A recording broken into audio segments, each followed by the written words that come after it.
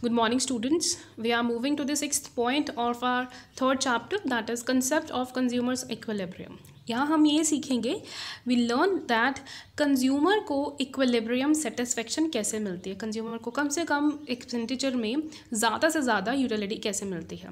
Consumers equilibrium refers to a situation where in a consumer gets maximum satisfaction out of his given income. So consumer को ज़्यादा से ज़्यादा satisfaction मिलती है उसकी गिवन इनकम में, and he has no tendency to make any change in his existing expenditure.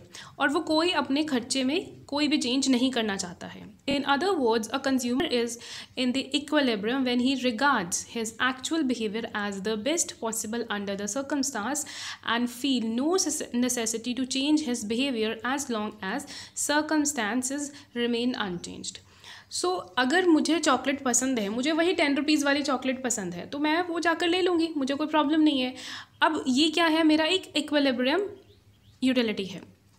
ठीक है, मैं उस 10 रुपीज़ की चॉकलेट को तब तक यूटिलाइज़ करूँगी, तब तक कंज्यूम करूँगी जब तक मुझे उसकी अवेलेबिलिटी है. जैसे ही कोई प्रॉब्लम आती है, जैसे भी कोरोना वायरस चल रहा है, मेरी चॉकलेट आई ही नहीं, तो मैं क्या करूँगी, उससे थोड़ी कम वाली या थोड़ी ज़्यादा वाली ले लूँगी. बट ये तब आएगी चेंजेस जब कोई प्रॉब्लम है, सर्कमस्टांस वैसे नहीं है. बट अगर सर्कमस्टांस नॉर्मल है तो मैं अपनी वही चीज़ पर स्टिक रहूँगी. That is consumers equilibrium. मुझे उस चीज़ पे सेटिस्फेक्शन मिली है कि मैंने 10 रुपीज़ ही स्पेंड करने हैं एंड 10 रुपीज़ में मुझे मिल रहा है जो मुझे चाहिए. ठीक है, अब इसकी कुछ एग्जाम्पशंस हैं. First is rational consumer. Consumer is assume to be rational. Consumer को हम एक रैशनल फिगर मानते हैं, एक लॉजिकल फिगर मानते हैं. A rational consumer is one who wants to get maximum satisfaction out of his given income. तो जितनी मेरी इनकम है, अगर मैं 10 रुपीज़ की चॉकलेट खरीद सकती हूँ तो मुझे ठीक है, मैं खरीद लूँगी, मुझे कोई प्रॉब्लम नहीं है, मैं रैशनल हूँ इस चीज़ के लिए. Cardinal utility. Utility of every commodity can be measured in terms of cardinal numbers such as 1, 2, 3, 4, etc. मैंने अपनी चॉकलेट को 10 on 10 दिए हुए हैं, तो वो मैंने क्या किया है, वो 10 on 10 क्या है, वो 10 जो नंबर मैंने उसको दे दिया वो क्या है, कार्डिनल यूटिलिटी है. मेरे लिए तो भाई वही बेस्ट है. Independent utility.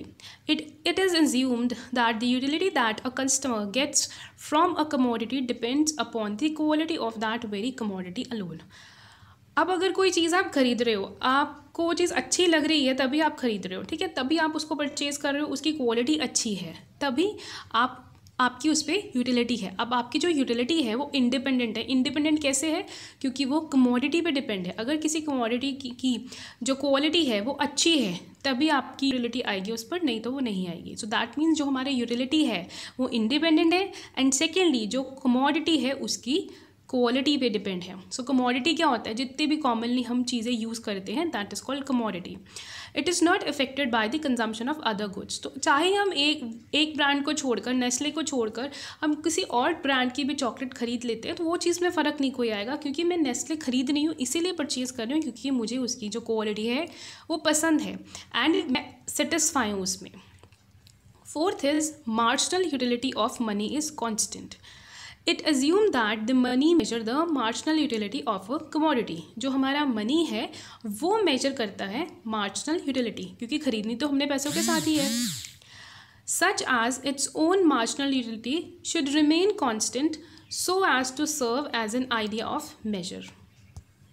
10 रुपीज़ की है और मेरी इनकम उस चीज़ में मुझे अलाउ कर रही है कि मैं वो 10 रुपीज़ की चॉकलेट परचेज़ कर लूँ, मैं कर लूँगी. बट ऑल ऑफ सडन क्या होता है कि वो चॉकलेट 10 की जगह 20 की हो जाती है, तो मैं शायद उसे नहीं खरीद सकती हूँ. दैट मीन्स कि जो मनी है वो डिसाइड करेगा कि मुझे सेटिस्फेक्शन लानी है या नहीं लानी है. अगर तो 10 की है, मैं अवेलेबल हूँ इस चीज़ के लिए, मैं खरीद सकती हूँ, I will go with it.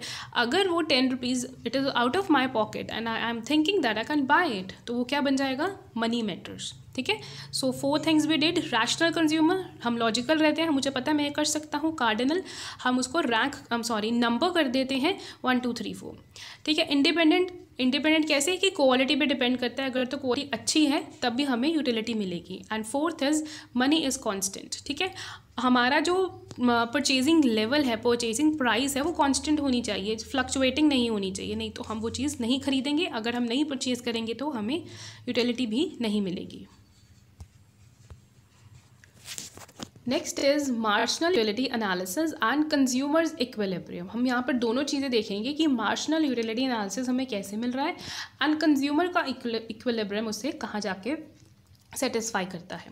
Now we address the basic question of this chapter, how much of a commodity a consumer buy so that he maximize satisfaction and attains the point of equilibrium. अब हमारा question ये है कि हमें कोई भी commodity, कोई भी रिसोर्स कौन से प्राइस पे ख़रीदनी चाहिए ताकि हमें ज़्यादा से ज़्यादा सेटिस्फेक्शन मिल सके।